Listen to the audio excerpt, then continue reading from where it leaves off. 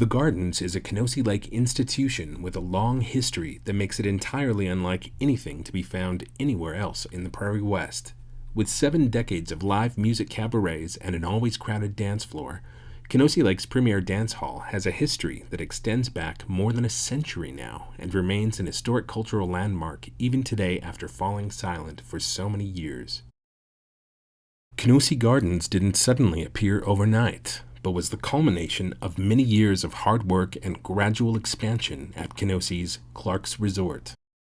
It was June 11, 1907, when R.B. and Gertrude Clarke first arrived at Kenosee Lake, then called Fish Lake, where they would soon found Clarke's Resort and eventually build Kenosee Gardens. On the most easterly of 3 40-acre plots of land, one of which they bought from a mooseman acquaintance, they planned to build a cottage and live a quiet, peaceful, secluded life next to the lake. Kenosee, however, had very different plans for them. Ma Clarke, as Gertrude became known, quickly began entertaining tourists at the lake out of necessity. Upon first arriving at Kenosee in 1907, the Clarkes built a 2-room log house with 4 tents attached as bedrooms for their own use, with plans to expand and rebuild their home in successive years. Many tourists arrived at the lake by Democrat and buggy in that first summer of 1907 on the dirt roads and trails leading through the woods from nearby developed settler communities. If a surprise rain came along, these tourists quickly found themselves unable to traverse the muddy roads and trails back home and were forced by necessity to stay longer at the lake.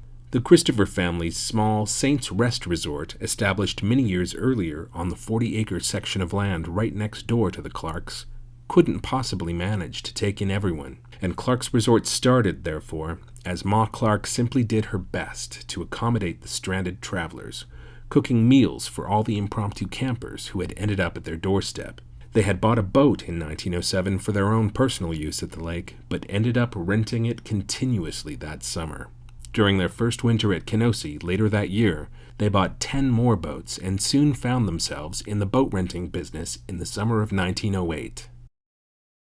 By 1909, the Christopher family operating the Saints Rest Resort built Kenosee's first dance hall, the Tumble Inn, nearby its present location where it has been preserved by the village of Kenosee Lake.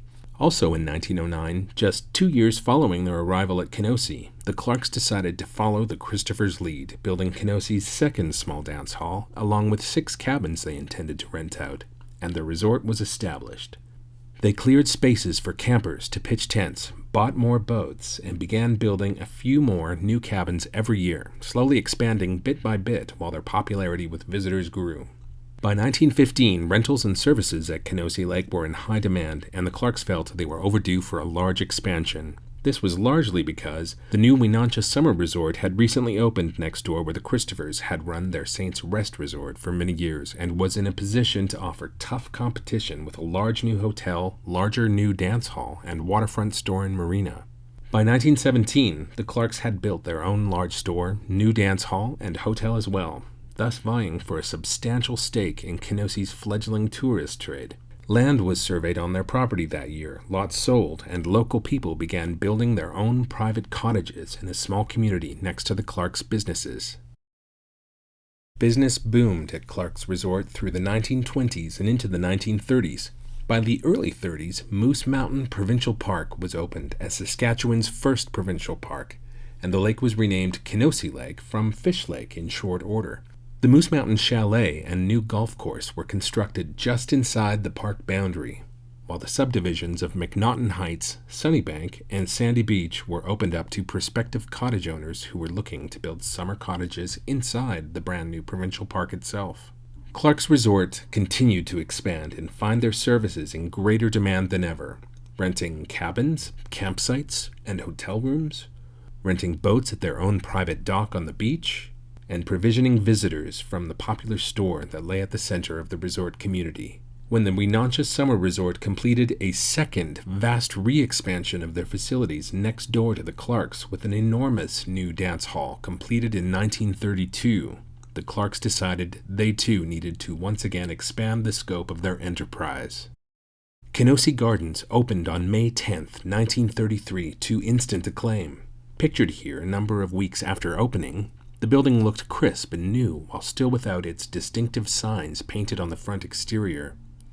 The Clarke spared no expense in its construction, outfitting a new cafe, store, and state-of-the-art dance hall in this impressive building on the Kenosee Lake waterfront. Kenosee Gardens was not a simple backwater dance hall, but quickly became a venue that was renowned across Canada. It was, after all, the swing era, and the Gardens aimed to become the best first-class cabaret venue in the West, featuring popular musicians from across North America.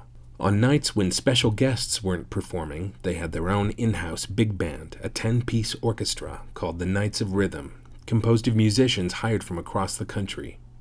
Remarkably, Kenosee Gardens even hosted veritable superstars of the big band era, like Wayne King, whose 1931 song Dream a Little Dream of Me was a #1 hit across Canada and the United States, being remade dozens of times over the years since by artists from Ella Fitzgerald to My Morning Jacket. Popular bands like Gene Delowy and the Swingin' Canadians played at the Gardens to sold-out crowds, and the famous Mart Kenny and his Western Gentlemen played at Kenosee Gardens to a record crowd of 1,500 in 1944. So Kenosee Gardens was not simply a popular bar at a lively lake resort, but in its cultivation of Canadian music had become a site of extraordinary cultural significance in Western Canada. Clarke's Resort and Kenosee Gardens were always run as a family business.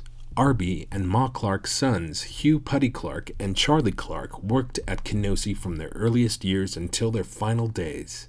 Putty Clarke, his wife Chris Houseman Clarke, and his mother Ma Clarke ran the businesses as Arby began to ail in the 1930s, passing away in 1941.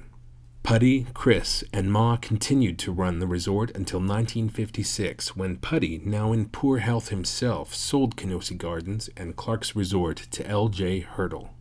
Putty passed away shortly after in 1958, and Ma Clarke in 1966, after 60 years at Kenosee Lake. After 1956, L.J. Hurdle continued to make a stunning success of Kenosee Gardens as a dance hall and music venue. Successful local bands continued to play there throughout the decades, like our own Keith Allison and the Tornadoes, who regularly played at Kenosee Gardens in the mid-1960s. The Gardens, as it began to be casually known as, remained as popular as ever and continued to host extraordinary artists, some of them of great fame. Buddy Knox, best known for his 1957 hit rock and roll song Party Doll, played many shows to sold-out audiences in the late 50s. Chad Allen at The Expressions played to audiences in the early 60s, shortly before the band changed their name to The Guess Who in 1965. It is still said that The Guess Who tested their song American Woman on a Kenosee Gardens audience in 1969 before it became one of the most iconic songs of the 20th century.